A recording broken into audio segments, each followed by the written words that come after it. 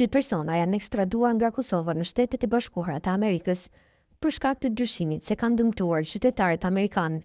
Kështu për i të ditur ambasada e SBA-ve në Prishtinë, personat e ekstraduar janë Ardit Kukleshi, 26 vjeç, dhe Jetmir Kukleshi, 28 vjeç.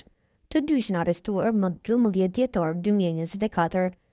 Ata akuzohen se mbi kërcyrnin faqen e internetit Right Dogs, ku bëj shitja të dhënave personale të vjedhura për kryerjen e krimeve kibernetike të mashtrimeve.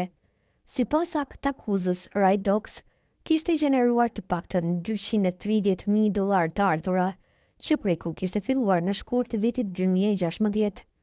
Ardit Kukleshi dhe Jetmir Kukleshi përballën me disa akuza për vjedhje identiteti dhe mashtrim, të gjitha të lidhura me rolin e tyre si administrator të faqes Right Dogs.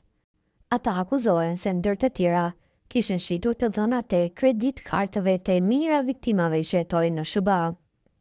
Sipas Departamentit të Drejtësisë, nëse shpallën fajtor, ata mund të përballen me 20 vjet burg për akuzën e pastrimit të parave, 10 vjet burg për mashtrimin me kredit kartat, 5 vjet burg për secilën nga akuzat e vjedhjes së identitetit, si dhe një minimum të detyrueshëm prej 2 vjetësh burg për akuzën e vjedhjes së rënd të identitetit, që duhet të ekzekutohet pas çdo dënimi tjetër.